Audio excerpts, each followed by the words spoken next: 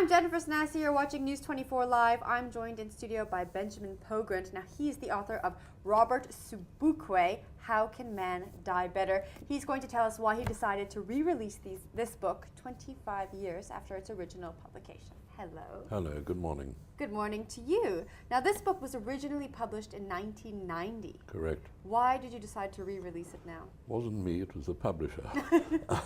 And it's a good reason, because it's been selling regularly over the years, and it ran into a second edition some years ago, repeated printings, and then last year Jonathan Ball told me they'll run out of copies by about June 2015 and wouldn't like to do a new edition. Yeah. And I said, of course, yes. And they've been very good, because I've kept the original text, which I've done all along, but I've extended the epilogue, and I hope have said important things about Sobukwe and South Africa, and we were able to add photographs. The original 20 are now 40, so it's a considerably extended edition.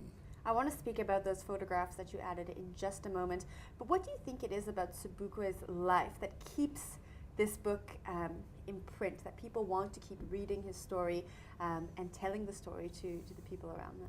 Basically, he's one of the great heroes of South Africa. His life was extraordinary. His commitment to his people, he gave himself to his people. You know, his original, the Africanist slogan was service, sacrifice, suffering. And it sounds almost schoolboyish, but he lived it to the full. He gave his entire life. And from the moment he first went to prison on March 21, 1960, which was Sharpeville Day, he died 18 years later. He was never free. He was kept imprisoned all the time. The government feared him as probably no other leader at the time. Tell me about your relationship with him. Well, we met, my then fiancée, my first wife, was a student of his at Wits University studying Zulu. And she was telling me about this wonderful teacher whom the students adored. And I was just beginning to report politics. I was with the Rand Daily Mail, and I was pioneering the reporting of black politics. And word was getting around about this man, Sobukwe. There was a big struggle inside the ANC at the time between the Africanists and the Charterists. And one day I went to fetch my fiancée, and she introduced me to him. And it was an instant friendship. We just liked each other as people. And we began to meet. And that was, you know, sounds easy, but those who are old enough to remember in those days, it was difficult. I'd go and see him at his home in Soweto illegally. He'd visit my apartment in Killarney illegally. And we talked and argued. We agreed about a lot. I had an early empathy for black consciousness, which is what he was. I understood it, and I related to it. And we talked. We had a common view of communism. We both rejected the ideology, but we disagreed on things also. And we argued, but we grew closer and closer. Then he went to prison for 3 years for incitement because of the Sharpeville shooting, the anti-pass campaign of 1960.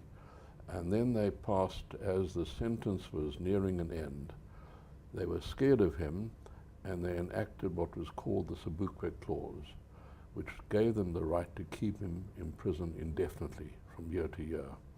And they took him to Robben Island in virtual solitary confinement for 6 years. And I was allowed to see him a few times on the island. And we had no illusions. We were put into a little room on the jetty, a little wooden cabin, and we left us alone all day. We were certain there was a microphone in the ceiling. They want to know what he was thinking. They want to know what to do with him, because he was the only prisoner kept like that in the country. And he didn't retreat an inch. He made clear the day he came out, he would start again. And he did it. He knew he was dooming himself to imprisonment. It was an act of supreme courage and morality. And they locked him up, and they threw the key away virtually for the next 6 years. What did you and Sobukwe speak about in these meetings? Everything. You name it. Women, everything. But politics, obviously, a great deal. And we grew closer and closer, because over the years, because he had needs and he wanted to rely on the prison's people as little as possible. And we got into this, you know, if you remember South Africa at the time, it was evil. It was also totally mad. Crazy things used to happen. Like I became his chief supplier, all his clothing. I got permission to send him a deck chair so he could sit outside, a radio so he could sit outside and listen to the radio. His skin wasn't looking good when I first saw him, so I asked could I send him a weekly parcel of fresh fruit.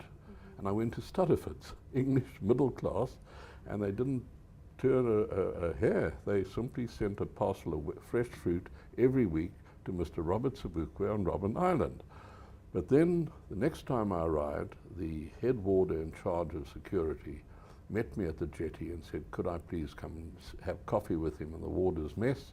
He wanted to talk to me. And he said they had discovered some broken glass in one of the meals brought to Sobukwe. And the meals, by the way, were brought in by a prisoner with a warder, and they were not allowed to talk to him. No one was allowed to talk to him. And they'd found the broken glass. He said they were certain it was an accident, but they were terrified someone was trying to kill him. And they were worried about the fruit. And he said he was examining every grape, every apple with a magnifying glass to make sure there were no puncture marks. So what we did was we cancelled the order and restored it a few weeks later, and the fruit from then on was addressed to the officer commanding Robben Island Prison. Smart. On the basis no one was trying to kill him. That was a sort of strange thing that would happen. Yeah. You had the head warder who told me that there were two great men in South Africa. One was the then Prime Minister, Hendrik Verwoerd, and the other was Robert Sobukwe.